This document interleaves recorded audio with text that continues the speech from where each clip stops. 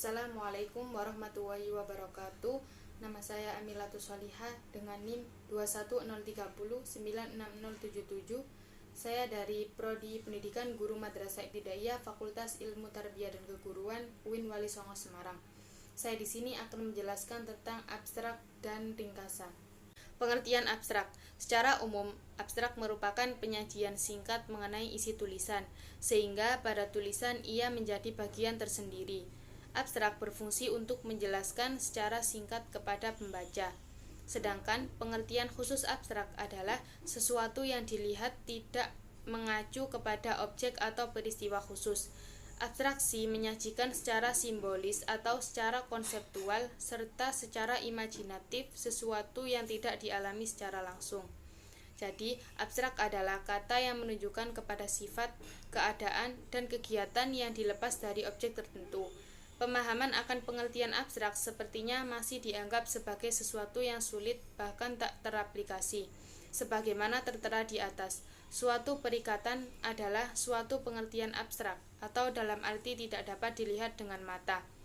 Maka suatu perjanjian adalah suatu peristiwa atau kejadian yang konkret, misalnya perjanjian jual beli. Selanjutnya yaitu fungsi abstrak. Fungsi abstrak adalah untuk memberikan informasi kepada masyarakat perihal hasil penelitian yang telah dibuat. Uraian yang hanya satu halaman tersebut memudahkan abstrak dimasukkan dalam jaringan internet. Hal ini dimaksudkan untuk memudahkan mengetahui hasil penelitian tanpa harus membaca keseluruhan penelitian yang berlembar-lembar, sehingga abstrak membantu dalam mencari referensi dalam penelitian yang dicari. Adanya abstrak akan menghindari tindakan plagiasi oleh pihak yang tidak bertanggung jawab. Sebuah penelitian akan terlindungi jika hanya abstraknya saja yang ditampilkan dan diperluas di internet. Selanjutnya yaitu jenis abstrak. Jenis abstrak ada dua, yaitu yang pertama abstrak indikatif. Abstrak indikatif adalah abstrak yang menyajikan uraian secara singkat mengenai masalah yang terkandung dalam laporan atau karya ilmiah lengkapnya. Abstrak indikatif bertujuan agar pembaca mengetahui isi informasi tanpa memadatkan isi informasi aslinya dan hanya memberikan indikasi sasaran cakupan tulisan. Maka pembaca dapat mempertimbangkan apakah tulisan asli perlu dibaca atau tidak. Yang kedua yaitu abstrak informatif. Abstrak informatif adalah miniatur laporan atau karya ilmiah asli dengan menyajikan data dan informasi secara lengkap sehingga pembaca tidak perlu lagi membaca tulisan aslinya, kecuali untuk mendalaminya. Dalam abstrak informatif disajikan keseluruhan tulisan asli dalam bentuk mini, seperti judul, penulis, institusi, tujuan, metode dan analisis laporan, hasil penelitian, dan simpulan. Selanjutnya yaitu karakteristik abstrak. Beberapa hal yang perlu diperhatikan dalam penulisan abstrak adalah sebagai berikut. 1. Bentuk tulisan bersifat informatif, kualitatif, atau kuantitatif, bergantung jenis laporan atau karya ilmiah, dan deskriptif, analisis, induktif, atau deduktif, bergantung pada jenis laporan atau karya ilmiah. Yang kedua, abstrak disajikan secara singkat, terdiri atas 200 sampai dengan 300 kata atau sekitar 7 sampai dengan 10 paragraf dan diletakkan sebelum daftar isi. Yang ketiga, abstrak tidak memuat latar belakang, contoh penjelasan berupa alat, cara kerja, dan proses yang mudah dikenal atau lazim. Yang keempat, abstrak hanya memuat metode kerja dari pengumpulan data sampai penyimpulan dan data yang sudah diolah. Yang kelima, dalam penyusunan abstrak perlu diperhatikan ketelitian penyajian sumber informasi asli secara cermat, mudah dipahami, dan menggunakan kata atau istilah yang sama dengan tulisan aslinya.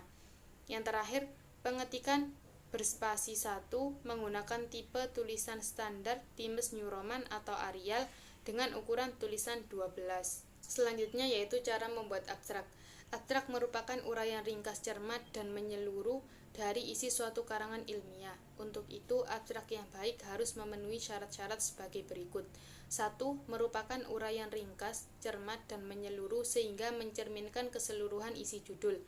Abstrak dapat berdiri sendiri sebagai suatu kesatuan yang utuh sehingga dapat dimuat dalam satu majalah yang khusus memuat abstrak. Yang kedua, tanpa komentar dari pembuatnya di luar apa yang dikemukakan dalam karangan ilmiah. Maksud dari tanpa komentar di sini adalah bahwa tanpa ada unsur subjektif dari penulis karena semua didasarkan atas hasil penelitian. Yang ketiga, dapat dikerjakan orang lain, tetapi sebaiknya dibuat sendiri oleh penulisnya karena ia lebih memahami apa yang disajikannya dalam karangan ilmiah tersebut. Yang keempat, terdapat pada permulaan karangan ilmiah sehingga pembaca segera dapat mengetahui informasi yang disajikan sesuai dengan keperluan atau minatnya. Yang kelima, isi suatu abstrak sebaiknya jangan melebihi 250 kata atau sekitar 25 baris jika setiap baris terdiri atas 10 kata. Yang keenam, dalam abstrak tak ada pergantian paragraf. Yang ketujuh, huruf yang digunakan dalam abstrak sebaiknya berbeda besarnya dengan huruf isi karangan ilmiah. Yang kedelapan, sedapat mungkin dihindari pemakaian kalimat aktif, sebaiknya kalimat pasif. Yang kedelapan, kepustakaan, singkatan, ilustrasi, grafik, dan tabel tak boleh dicantumkan. Yang terakhir, di bawah abstrak sebaiknya dicantumkan kata-kata kunci sebanyak 3 hingga 10 kata yang kira-kira dapat dipakai untuk mengindeks karangan ilmiah kita dalam suatu deretan karangan ilmiah sejenis. Kata kunci adalah kata-kata yang penting dan paling menonjol dalam karangan ilmiah. Contoh, kalau suatu karangan ilmiah membahas mengenai hubungan antara terapi penitoin, siklosporin, dan nifedipin dengan hiperplasia gingiva, maka kata-kata kuncinya adalah penitoin, siklosporin, nifedipin, dan hiperplasia gingiva. Selanjutnya yaitu pengertian ringkasan. Ringkasan adalah sebuah cara menyajikan karangan dalam bentuk singkat dengan mempertahankan urutan isi dan sudut pandang pengarang aslinya. Ringkasan bisa ditemui pada buku, bab, atau artikel. Tujuan membuat ringkasan adalah untuk memahami atau mengetahui isi buku atau karangan. Selanjutnya yaitu ciri-ciri ringkasan. 1.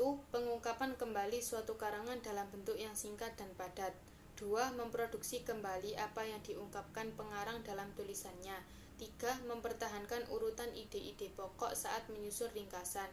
4. Susunan ringkasan, sudut pandang, dan isinya mengikuti karangan asli. Dan yang terakhir, menggunakan kalimat yang pendek dan senada dengan kalimat pengarang aslinya. Selanjutnya yaitu cara membuat ringkasan. Ada beberapa langkah mudah untuk membuat ringkasan yang baik dan teratur menurut Kiraf. Langkah-langkahnya yaitu 1. Membuat naskah asli. Sebelum menulis ringkasan, harus membaca seluruh isi naskah asli secara berulang-ulang untuk mengetahui maksud dan sudut pandang pengarangnya. 2. Mencatat gagasan-gagasan utama. Setelah membaca berulang kali, semua gagasan penting harus dicatat atau digarisbawahi. 3. Menyusun ringkasan berdasarkan gagasan-gagasan utama. Penulis ringkasan dapat menyusun ringkasan dari ide-ide pokok yang sudah dicatat. Yang keempat, memperhatikan beberapa ketentuan. Ringkasan sebaiknya disusun dalam kalimat tunggal, hindari kalimat majemuk. Jika memungkinkan, ringkas semua kalimat menjadi frasa dan frasa menjadi kata. Jika memungkinkan, buang semua kata keterangan atau kata sifat, kecuali jika kata sifat atau keterangan dipakai untuk menjelaskan gagasan umum yang tersirat. Pertahankan susunan gagasan dan topik dari karangan asli. Mungkin itu yang bisa saya sampaikan, semoga bermanfaat. Kurang lebihnya saya mohon maaf. Wassalamualaikum warahmatullahi wabarakatuh.